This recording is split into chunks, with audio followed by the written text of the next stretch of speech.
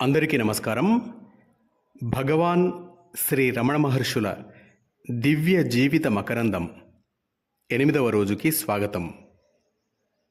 మొదటి ప్రకరణం జీవితంలో 8వ అంశం బ్రాహ్మణ స్వామి. తరువాతి భాగం విందాం.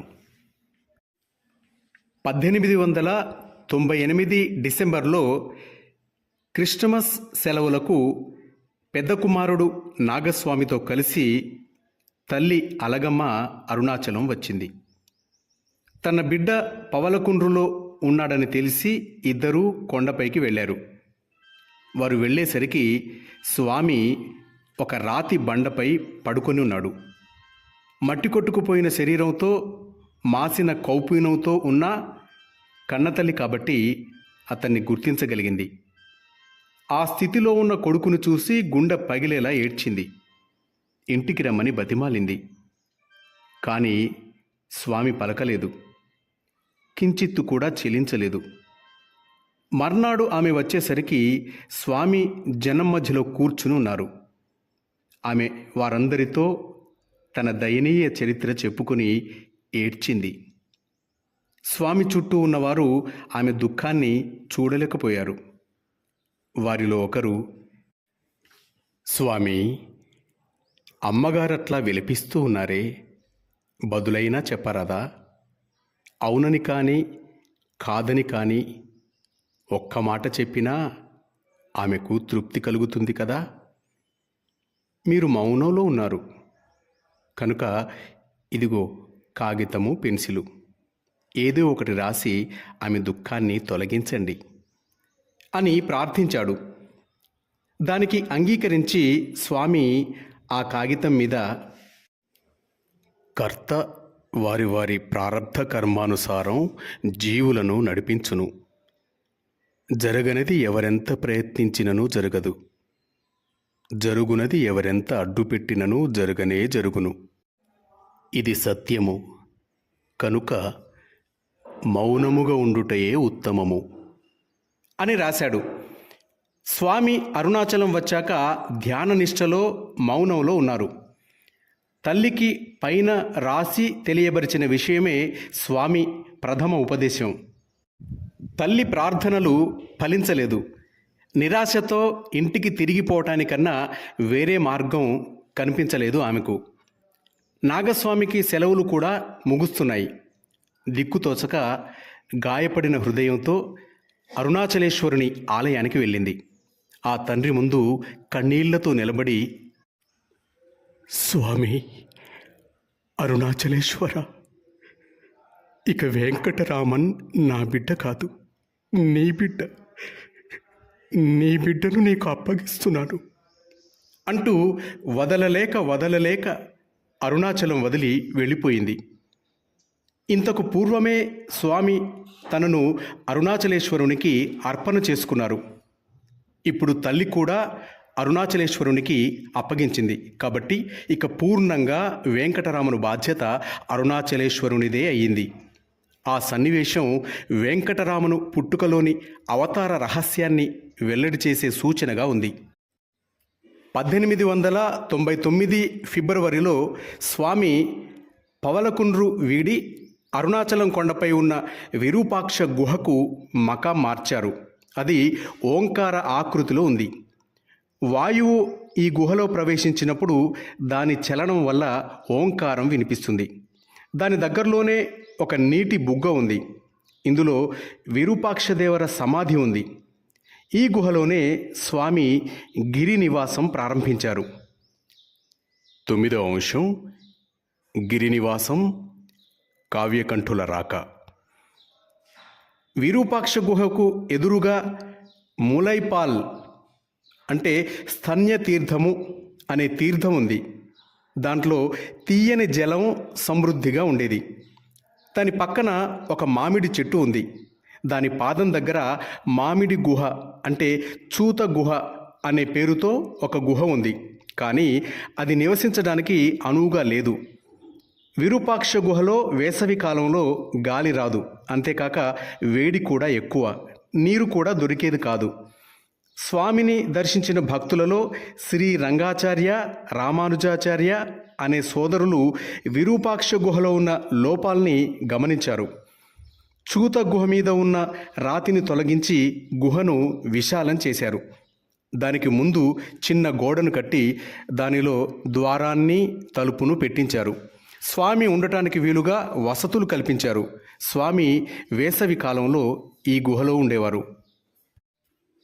విరూపాక్ష గుహకు వచ్చిన తర్వాత స్వామిని దర్శించటానికి వచ్చే భక్తుల సంఖ్య నానాటికి పెరగసాగింది. పామరులతో పాటు పండితులు, జిజ్ఞాసులు రావడం ప్రారంభించారు. మామిడి తోపులో ఉన్నప్పటి నుండి స్వామి కళ్ళు తెరిచి చూస్తూ ఉండేవారు.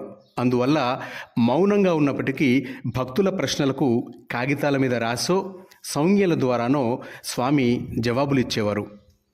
పళనిస్వామి వచ్చినప్పటి నుండి స్వామికి ఆహార విషయంలో లోపం జరగలేదు. పళనిస్వామి ఊళ్ళో తిరిగి భిక్ష తెచ్చేవాడు. తరువాత అతనికి తోడుగా పలువురు స్వామిని ఆశ్రయించారు. వారు కూడా వెళ్ళి భిక్ష తెచ్చేవారు. అలా రోజులు గడిచిపోతుండగా 1905లో తిరువణ్ణామలైలో ప్లేగు వ్యాధి వ్యాపించింది. అప్పుడు 5-6 నెలలు కొండపై ఉన్న పచ్చయ్యమ్మన్ కోవెలలో స్వామి ఉన్నారు. ఆ తర్వాత తిరిగి విరూపాక్ష గుహకు వచ్చి ధ్యాననిష్టలో ఉండేవారు. మెల్లమెల్లగా స్వామి కీర్తి నలుదిక్కులా వ్యాపించసాగింది. స్వామిని దర్శించడానికి వచ్చే జనుల సంఖ్య కూడా అధికం కావచ్చింది. అలా వచ్చిన వారిలో ప్రముఖంగా పేర్కొనదగిన వారు కావ్యకంఠ బిరుదుగల శ్రీ గణపతి మునులు. ఆయన మహాకవి, మంత్రసిద్ధుడు, దివ్య శక్తులు కలిగినవాడు. భారతదేశంలో అనేక పవిత్ర క్షేత్రాలలో మంత్రజపం, గొప్ప తపస్సు చేసినా కూడా ఆయనకు మనశ్శాంతి కలగలేదు. 1907 నవంబరు 18న అంటే ప్లవంగనామ సంవత్సరంలో మంత్రజపం చేసుకోవడానికి తిరువణ్ణామలై వచ్చారు. భగవత్ ప్రేరితంగా విరూపాక్ష గుహలో ఉన్న స్వామిని దర్శించి వారే దిక్కని భావించారు. వారికి సాష్టాంగ నమస్కారం చేసి వారి పాదాలను వదలక కంపిస్తున్న స్వరంతో,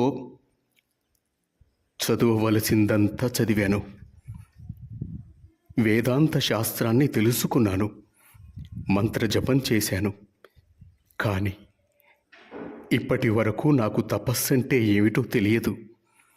మీ పాదాలే శరణము అని నమ్ముకున్నాను. నన్ను కరుణించి నాకు తపస్సు స్వభావం తెలపండి అని వేడుకొన్నారు. ఇదివరలో కూడా గణపతి ముని 1903లో మౌననిష్టలో ఉన్న స్వామిని 2 సార్లు దర్శించడం జరిగింది. 1896 సెప్టెంబర్లో తిరువణ్ణామలై వచ్చిన నాటి నుండి అప్పటిదాకా మౌననిష్టలో ఉన్న బ్రాహ్మణ స్వామి సుమారు 15 నిమిషాలు స్థిర దృష్టితో గణపతులను చూశారు. గణపతులు ఎంతో ఆతురతతో ఉన్నారు. అంతలోనే స్వామి మౌనాన్ని వీడి పెదవులను నెమ్మదిగా కదపసాగారు. తన కంఠాన్ని సవరించుకుంటూ తమిళంలో అతి తక్కువ మాటలతో నడుమ నడుమ ఆగుతూ మెల్లగా ఇలా అన్నారు, ఈ నేను అన్న భావం ఎక్కడి నుండి పుడుతుందో పరిశీలించినట్లయితే మనస్సు అందులో లీనమవుతుంది. అదే తపస్సు. మంత్రజపం చేసేటప్పుడు మంత్రనాదం ఎక్కడి నుండి పుడుతుందో గమనిస్తే మనస్సు అందులో లీనమవుతుంది. అదే తపస్సు. అంతే. దివ్యమైన స్వామివారి ఈ ఉపదేశంతో గణపతుల ఆర్తి చల్లారింది. వేదకాలం తర్వాత మళ్ళీ అటువంటి ఉపదేశం మోక్షానికి నూతన మార్గాన్ని చూపింది. దానిని ఇంతవరకు ఎవరు చూసి ఉండలేదు, ఉపదేశం కూడా చేయలేదు. అలా స్వామిలో అణగి ఉన్న దివ్యత్వం ఒక్కసారిగా బయటపడింది. స్వామి వీక్షణ దీక్ష కూడా అప్పటి నుండే ప్రారంభమైంది. గణపతులు స్వామి వద్ద కొన్ని గంటలు గడిపారు. స్వామి పరిచారకుడు పళనిస్వామి రాగానే స్వామివారి పేరు తెలుసుకొని రామనామం యొక్క బీజాక్షరాలను శ్రీరమణ నామంగా మార్చి ఆ క్షణంలోనే శ్రీరమణ పంచకాన్ని రచించారు గణపతులు. ఈ రమణనామం స్వామి బంధువు లక్ష్మయ్యరు చిన్ననాడు పెట్టిన ముద్దు పేరే, కానీ వాడుకలో లేదు.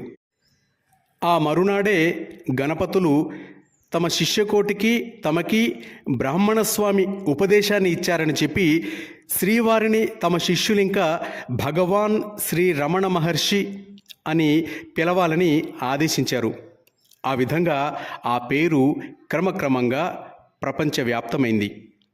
మహర్షి, భగవాన్ అన్న పదాలు శ్రీ రమణులకే రూఢికెక్కాయి. ఆనాటి నుండి అసంఖ్యాకులైన తమ శిష్య బృందంతో గణపతి మునులు భగవాన్ శ్రీ రమణ పాదాలకు అంకితమయ్యారు. ఆ విధంగా రమణ భక్తులలో కావ్యకంఠ గణపతి ముని అగ్రేసరుడయ్యాడు. మాస్టర్స్, తరువాతి భాగాన్ని రేపు విందాం. సెలవు తీసుకుంటూ మీ వరంగల్ నవీన్.